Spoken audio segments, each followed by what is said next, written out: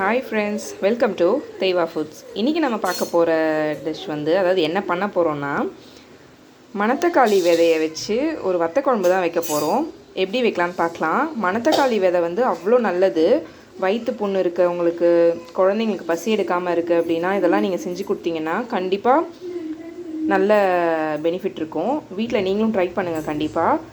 மணத்தக்காளி விதை ஒரு 4லேருந்து 5 ஸ்பூன் எடுத்திருக்கேன். நல்லெண்ணெய் கொஞ்சம், ஒரு எலுமிச்சை சைஸில் புளி ஊற வச்சுருக்கேன், சின்ன வெங்காயம் தட்டி வச்சுருக்கேன், பூண்டு தட்டி வச்சுருக்கேன், கொஞ்சம் கருவேப்பிலை, 4 வரமிளகாய்.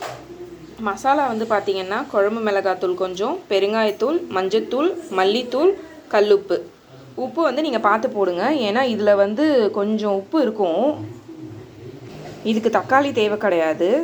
வத்த குழம்பு வைக்கிறது எப்படின்னு பார்க்கலாம். இப்போது நல்லெண்ணெய் ஒரு சின்ன வானல் வச்சுருக்கேன், அதில் ஊற்றிக்கலாம். ஒரு 3லேருந்து 4 ஸ்பூன் ஊற்றிக்கோங்க.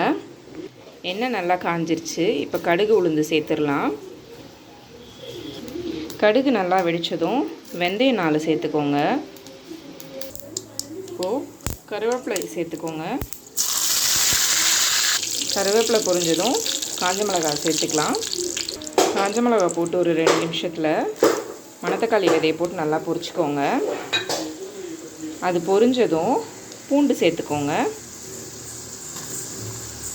பூண்டு நல்லா பொரிஞ்சிருச்சு. இப்போ தட்டி வச்சுருக்க சின்ன வெங்காயத்தை உள்ளே சேர்த்துடலாம். நல்லா வதக்கிக்கோங்க. ஒரு 5லேருந்து 10 நிமிஷம் நல்லா வதங்கணும். அந்த பச்சை வாசனை போகணும். இது வதங்கிறதுக்கு உப்பு நம்ம சேர்த்துக்கலாம். நல்லா வெங்காயம் செவந்துருச்சு. எடுத்து வச்சுருக்க மசாலாவெல்லாம் சேர்த்துடலாம். மிளகாத்தூள், பெருங்காயத்தூள், மஞ்சத்தூள், மல்லித்தூள் சேர்த்துடலாம். இதை சேர்த்து சிம்லே வச்சு கிளறி விடுங்க, கரிஞ்சிடக்கூடாது.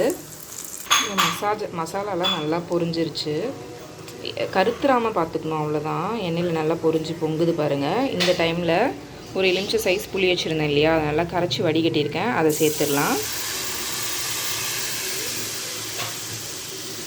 சேர்த்து நல்லா கிளறி விட்டுக்கோங்க. நல்லா கொதி வரணும், எண்ணெய் தனியாக பிரிஞ்சு வரணும். அது வரைக்கும் நம்ம மீடியம் ஸ்பீடில் வச்சு குக் பண்ணிக்கலாம். நல்லா கொதிக்க விடுங்க.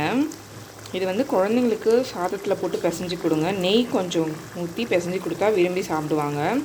உடம்புக்கு அவ்வளோ நல்லது. பாருங்கள், எண்ணெய் எவ்வளோ அழகாக பிரிஞ்சு வந்திருக்கு பாருங்கள். அவ்வளோதான், ஸ்டவ் ஆஃப் பண்ணிடலாம். அவ்வளோதான் ஃப்ரெண்ட்ஸ், சுவையான வத்த குழம்பு ரெடி. சுட சுட சாப்பாட்டுக்கு ரொம்ப சூப்பராக இருக்கும். தேங்க்யூ.